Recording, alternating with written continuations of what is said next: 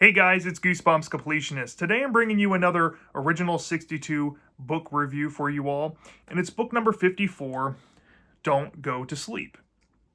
Now, before reading this book for this review, I think I've only ever read this book one other time in my life. And the last time I read this book, I was probably in middle school around the age of 12 or 13 when I got back into Goosebumps in middle school because of the Cartoon Network re-airings of the 90s show. And I remember getting excited watching some of these episodes for the first time, or at least in cognitive memory. And Don't Go to Sleep's episode, I remember watching it and being so baffled. I'm like, I don't think I ever read the book. So I remember actually going to the library and trying to hunt this down. And I remember reading it and thinking that it was okay and putting it down and never revisiting it again. And over the years, I kind of forgot about it and forgot that it exists. But then when I got back into Goosebumps, I refound the community. I found John Tron's videos and how he roasted the episode. And I was like, oh, yeah, this story exists. And it brought back a lot of memories when I watched those things. And I have to say, reading it for the second time as an adult, I have a newfound mild appreciation for it. But at the same time, I also am kind of frustrated with it at the same time. You know, this is one of those books that I think has some pretty decent, good qualities to it. It has some potential. It's kind of experimental. It's a bit different from your average Goosebumps story. It's one of the more unique feeling ones. But there are books with similar concepts out there like this in Goosebumps since this book came out. Maybe not to the same extent, or maybe not even just in Goosebumps, just out there in kids' horror in general, that I mildly prefer over this. Just to put it out there, I Live in Your Basement, which was one of the highest rated books I've given on this channel, came out in the same series in less than 10 books after this, and has a similar concept. So that should tell you something. But nonetheless, Don't Go to Sleep. Do I recommend this book to you all? Sure. Many people know about this story, more so for the episode, I feel, because a certain YouTuber, John Tron, made a video years back flaming the episode. And I think the episode's way more talked about than the book here. Hence why I replaced it in that video I made when I was talking about short stories that should have been full books. I actually replaced this book with What's Cooking because of how rare it is to find people that actually care or talk about this book, which is saying a lot, but in a lot of ways, the book kind of deserves it and kind of doesn't deserve it, and I feel bad for doing so, but I think I'm still going to stick by what I said in that video a little bit here. But with that out the way, let's talk about Don't Go to Sleep. Let's get into the plot overview without giving too much away. So, the story is about this 12-year-old kid named Matt. And Matt lives in a single-parent household with his mom and his two older siblings who are in high school. His dad, unfortunately, passed away when he was just a baby, so he's never met his father. And he's grown up as the youngest in this family. And he tells the reader early on that he has the smallest room in his house. He has a lot of things just piling up in his room. He doesn't have enough space to exist.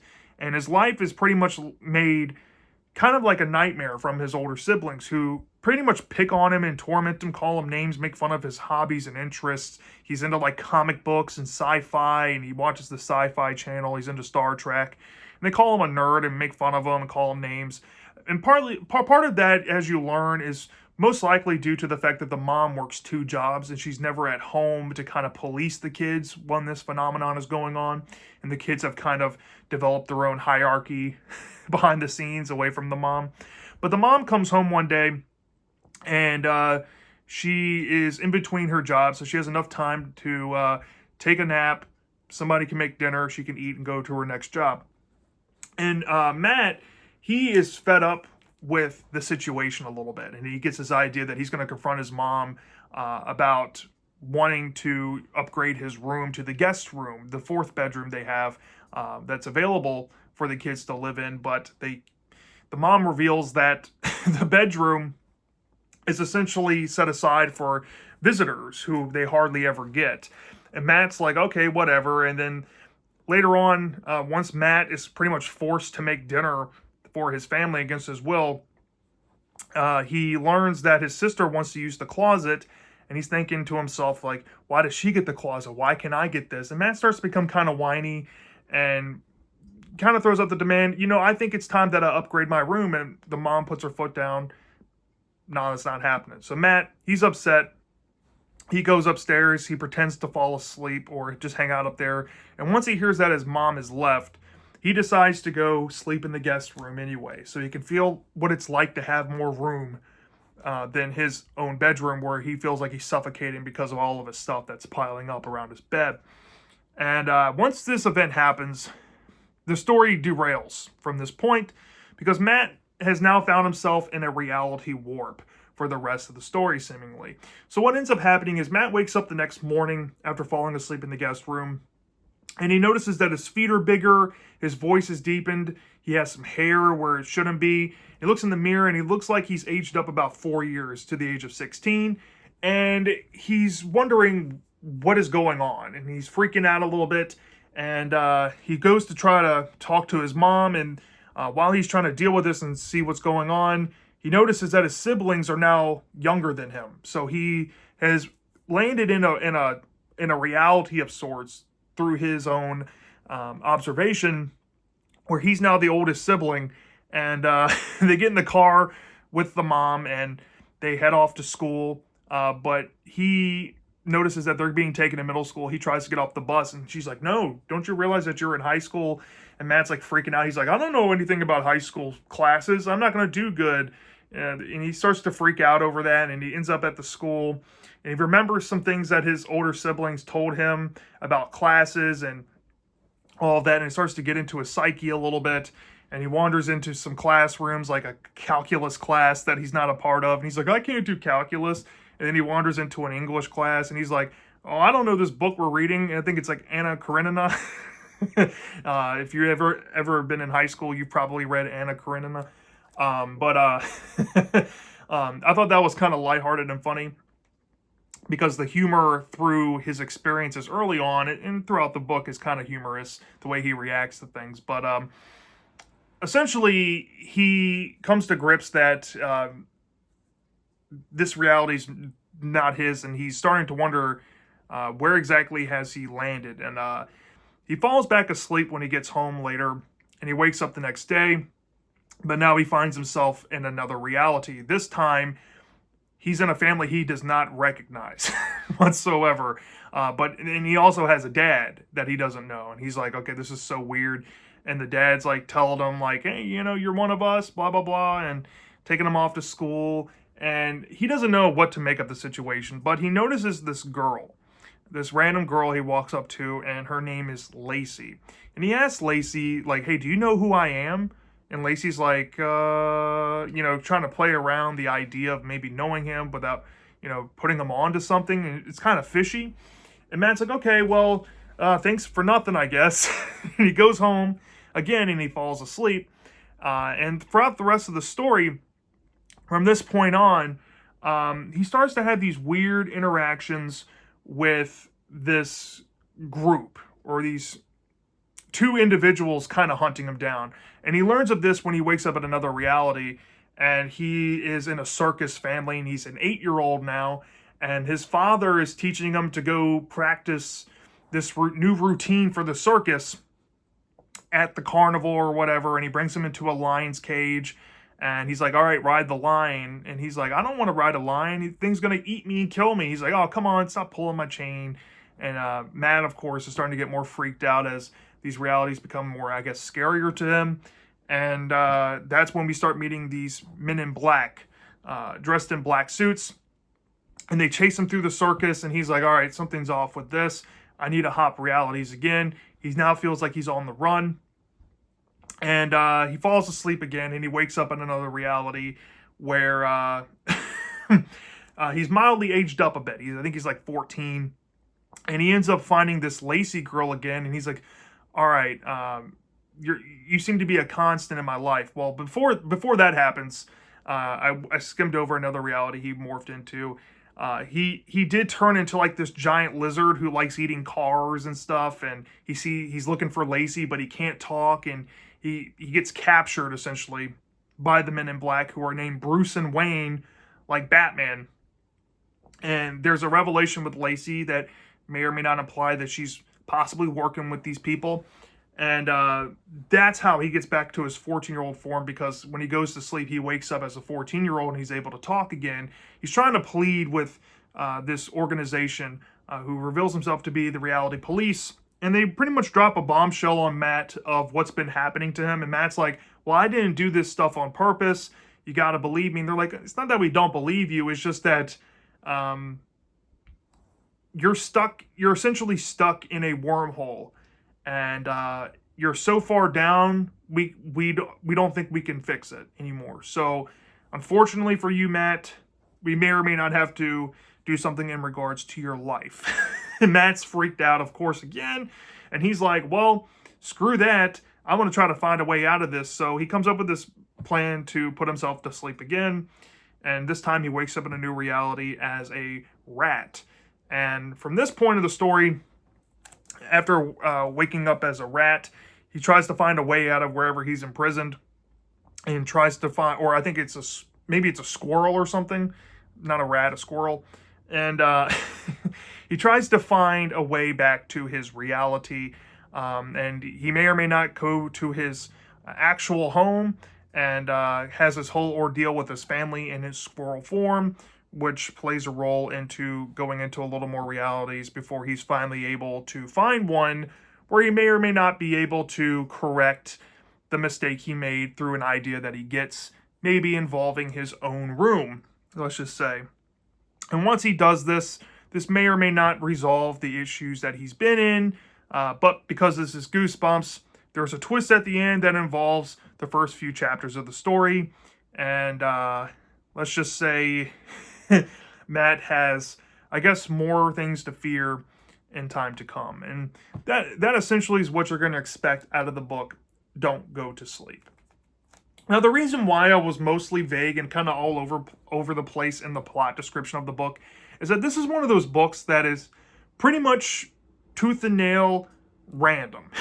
There's nothing but random events filling out majority of this book, because it's a dreamscape book. And I mentioned in the past, I'm not the biggest dreamscape person. The only book I have ever read that I liked that was mostly a dreamscape was I Live in Your Basement. And I think that's one of the best, if not the best, example of that in Goosebumps. Even compared to something like this, which of course, if you can't tell by the title, Don't Go to Sleep, is implying that it's a dreamscape book. With that aside, I still think that that's the best execution compared to this. But nonetheless, I do think that this book has some really strong positives to it that most people probably would give it credit for. I will say this, the concept of this book wins me over a little bit. A lot of people out there in YouTube or out there on the internet that have talked about this book mention that they love the idea and the concept of it feeling like something you would see in Twilight Zone, and it is very in brand with Twilight Zone. This is existential horror, if I've ever seen it in Goosebumps. It's more prodding on the idea of losing oneself or self-identity. This is an idea that Twilight Zone has used in many different stories throughout its time. And it, like I said, if you've read books like I Live in Your Basement, it has a similar message there as it does here. But I do think the concept works very well. There are some fun bits to the book, some fun humorous moments with Matt's monologue here and there when he's going through these ridiculous things in these various realities, like being turned into a squirrel, being fed nuts by his sister. That's a particular scene I thought was funny. Or the whole lion cage incident in the circus reality. I thought that was kind of weird and fun and zany, but it was also understandably frightening. So, you know, there are some moments of deprecation as well in some other realities, like when he's a high schooler. You can see some jokes going against high school curriculums and stuff like that I thought was kind of charming. And I think one of the most humorous parts of the whole book is the ending, especially with how the story wraps up. I thought it made me chuckle a little bit because of how Matt reacted in the situation, I should say. This book is kind of funny. It's one of the funnier books, not outright like parody or satire or anything, but it has its humor and its levity to make it work, and it does carry me through this book when I read it, or at least when I read it this past time. I will say there are some fun ideas here involving the villains of the story, even though they're not the most fleshed out things ever. I think the reality police in the revelations with them, it is kind of that, otherworldly type of horror going on here where it's larger than life and you don't really know much about these characters. Are they omnipotent? Are they godlike beings? Are they interdimensional? Are they just humans given sentience to carry a human form to make sure that reality's in check? There's a lot of ambiguity with the characters, which can be frustrating in some elements, but there is a level of intrigue that makes them kind of stand out for that reason, oddly enough. And for this specific book, I feel like their involvement mostly has to deal with recontextualizing the story for Matt, and it does kind of help focus the book from what I think is a more meandering first half, and I'll get into that in the negatives, but when they come in the story, Matt clicks onto self-preservation, and he's trying to run from these beings and stuff, and it makes it more exhilarating, if that makes any sense. So they do add some things to the story that I quite like. I think the final 40 or 50 pages of this book are pretty much, A-tier Goosebumps compared to the first half, in my opinion. So, yeah, there's some strong positives with this book, but I do have some negatives. I already kind of brought up one of them about the reality police being kind of vague. I do wish there was more to those characters and more backstory. This book is already 118 pages. Why not add more with that? Fruit for thought. I already kind of mentioned this as well. Let's get this big one out the way. The first few chapters annoyed me. It's not so much Matt being annoying because he's the youngest in the family. He is the main protagonist. He does have an understandable situation compared to how his older siblings treat him, who are mainly the purveyors of annoyance for me in this first few chapters. But Matt does have this delusional entitlement that some Goosebumps protagonists develop, or you'll see exhibit in Goosebumps books. He is so wrapped up in, I have it worse than you, so I deserve this, that he doesn't shut up about it, I feel. And it kind of gets in the way for me liking him early on. But as the story goes along, he gets better and a little more relatable as he's more humbled by the situations he's put through. And, but I'm not going to lie, the characters throughout the story, they do get kind of annoying as well. Like Matt, he gets better, but his monologue isn't the greatest thing, and he has his whiny moments throughout the book. Understandably so, but it does get kind of ear-grating at points, and he's not the greatest character ever. And that kind of plays into his whole arc, which is the negative in itself. And this deals with more of the themes of the story, I feel. When we look at the first half, right? The first few chapters is setting up this idea that Matt, he wants a new room. He feels like he deserves it, but his family doesn't notice him. And he kind of stumbles across this curse and a blessing at the same time of being able to warp realities. But Matt, at first, is like trying to understand what's happening. But once he starts to understand, he starts to kind of lose the sight of the opportunity he's been given. And he falls into this trap, and this repetitive trap, I should say, that the book as a whole falls into of, I don't want to be in this reality. It's not my reality. And he's never giving these new realities a shot. He's never seeing that, maybe these realities are better fit for me. And I feel like the book lacks that for his character. And for some reason, the way this book is executed by the ending of it, especially given the tribulations that Matt faces, or I guess forcibly here in the back half, none of it feels earned, and it feels rushed through. I'm mainly getting at his development in missing his family and realizing that, he appreciates what he does have. I'm not saying that's a bad message that's not conveyed in the book, because it is clearly said in the book, I think once or twice, very skimmed over, that Matt misses his family. Matt, kind of does appreciate what he has.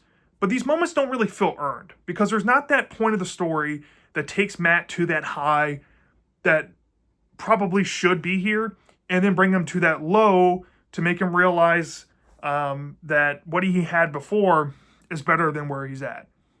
Maybe you do get that low more than that high, but like I said, there needs that contrast of Matt getting a reality that he possibly prefers, right? And I bring this up because there's a lot of wasted potential involving Matt's backstory, maybe perhaps with his dead father. Maybe he can have a reality where his life is mostly the same, or if not exactly the same, but his dad's around, right? But the reality police wants to strip it away from him because it's not the real reality, right? And there's costs because this is the big the big eyesore to me for the book. Matt's whole thing in the beginning is that he has this delusional entitlement that he has it worse, so he deserves it, right?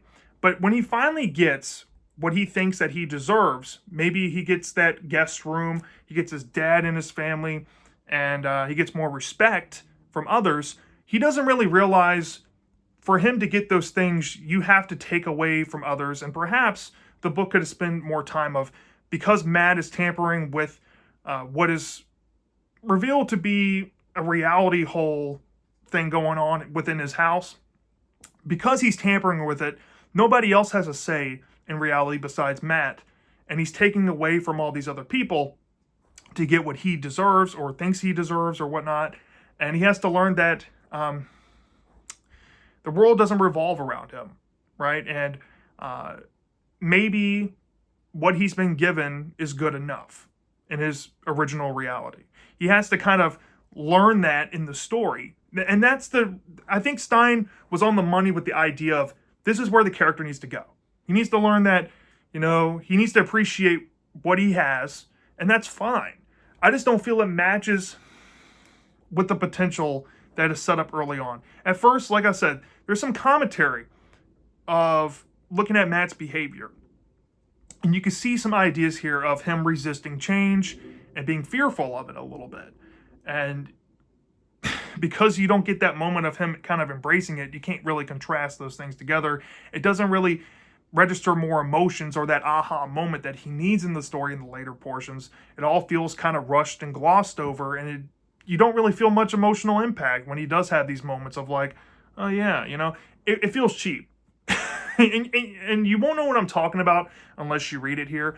But especially when we get to that page 70 mark and it becomes about self-preservation and resisting change, I feel like the story needed tweaking there to make it feel more whole. You know what I mean? I just don't feel like the story ever took the time to develop Matt, as opposed to just throwing him into this pandemonium of constant reality warps and all of that. And you don't really get a sense in his monologue about how he feels about it all, right? It's just him going through the motions, going through this scenario, going through that scenario, and how he doesn't like it. So, it's just kind of all over the place. And it's a shame because this book had a lot of potential, right? It has a lot of potential. And I've said this in the past about other books that I'm probably going to group this book with in this certain grade category. But there's many books out there that had great potential, but either there's writing issues that kind of hold it back, characters, or just really bad plot directions that hold it back, or just half-baked ideas that hold it back. This book isn't quite an entire half-baked idea. This is one of the more experimental books from the original 62. I'm guessing Stein wanted to try to, venture out of what he's comfortable with, and I do appreciate it. But there's so much things introduced in the books. I didn't mean books, but this book. There's so many things introduced in this book that feel just there in the story, especially in terms of Matt. This was a big missed opportunity to tell a thematic tale or a rich and allegory tale. That's what I think this book should have been, personally. But as a little sci-fi romp, random adventure, it's fine. You know what I mean? I just feel like the story's missing something big to make it pop, and that's the sad reality of it. But from a 0 to 5 star basis, if I had to rate this book with those negatives in mind, they were kind of heavy for me. They did add up to where I'm not going to give this book an A, and they did add up to where I'm not going to give it a B.